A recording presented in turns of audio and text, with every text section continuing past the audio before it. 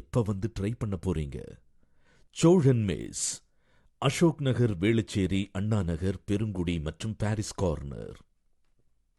ரவிமோகன் மற்றும் அவரோட மனைவி ஆர்த்தி கடையில போயிட்டு இருக்கிற விவாகரத்து பிரச்சனை பலருக்குமே தெரிஞ்சிருக்க வாய்ப்பு இருக்கு. இந்த விவாகரத்து வழக்கு ஒரு பக்கம் போயிட்டு இருக்கும்போது, இன்னொரு பக்கம் ரவிமோகன் கெனிஷா கூட பழகி வந்தது பெரிய சர்ச்சையை ஏற்படுத்துச்சு. கடைசியில கெனிஷா அவங்களுக்கு எதிராக நடக்கிற சைபர் புல்லிங்கால ரொம்பவே ஆதங்கப்பட்டு பேசி ரவிமோகன் உடனான உறவை விட்டுட்டேன்னு சொல்லி சோசியல் மீடியால இருந்து விலகிட்டாங்க. ரவிமோகனும் கெனிஷா விட்டுட்டு போன விரக்தியில ஒரு பிரஸ் மீட் வச்சு அதுல டிவோர்ஸ் கிடைக்கிற வரைக்கும் இனிமேல் படமே நடிக்க போறது இல்லைன்னு பேசியிருந்தாரு. இவரோட இந்த முடிவு பலரையுமே அதிர்ச்சிக்குள்ளாக்குச்சு. அதுக்கப்புறம் ரவிமோகனே ஒரு அவார்ட் ஷோல நான் அப்படி சொன்னது தப்பு தான், என்ன மன்னிச்சிருங்க, சினிமால தொடர்ந்து நடிப்பேன் அப்படின்னு சொல்லியிருந்தாரு. இது ஒரு பக்கம் இருக்க, ரவி மற்றும் ஆர்த்தியோட விவாகரத்து வழக்கு நீதிமன்றத்துல போயிட்டு இருக்கும் போதே இந்த வழக்கோட முடிவு வர வரைக்கும் பசங்களை பாத்துக்கிறதுக்கும் அவங்களோட படிப்பு செலவுக்காகவும் ரவிமோகன் மாசம் 40 லட்சம் தரணும்னு ஆர்த்தி மனு கொடுத்திருந்தாங்க. மனுவை விசாரிச்ச நீதிமன்றம் விவாகரத்து வழக்கு முடிகிற வரைக்கும் ரவிமோகன் மாசம் 3 லட்சம் கொடுத்தா போதும், அதே சமயம் சில நிபந்தனைகளோட ரவிமோகன் அவரோட மகன்களை சந்திக்கலாம்னு தீர்ப்பு வந்துச்சு. நீதிமன்றத்தோட தீர்ப்பு ரவிமோகனுக்கு ஆதரவா வரவே சிலர் ஆர்த்தியை விமர்சனம் பண்ணிட்டு வராங்க.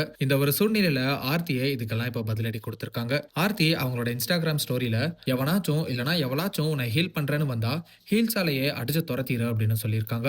மேலும் நீ நல்ல மனைவியா இல்லாததுனால அவர் ஏமாத்தல, அவர் ஒரு நல்ல மனுஷனா இல்லாம தன்னோட பொறுப்புல தோல்வி அடைஞ்சதுனால தான் ஏமாத்தினாரு அப்படின்னு ஆதங்கப்பட்டு பேசியிருக்காங்க. மேலும் ஒரு கணவர் அவரோட மனைவி மற்றும் குழந்தைகளை மிதிச்சு இன்னொரு பொண்ணு கிட்ட தன்னோட காதலை வெளிப்படுத்துற மாதிரி ஒரு போட்டோவை ஷேர் பண்ணி இதுதான் இப்போதைய உண்மை அப்படின்னு சொல்லியிருக்காங்க. இது மட்டும் இல்லாம ஒரு ரிலேஷன்ஷிப் மூணாவதா வந்த நபரால அழிஞ்சு போகல, அந்த மூணாவது நபரை சந்தோஷப்படுத்த நினைக்கிறவனால தான் அழிஞ்சு போச்சுன்னு சொல்ற விதமாகவும் ஆர்த்தி ஒரு ஸ்டோரியை ஷேர் பண்ணிருக்காங்க.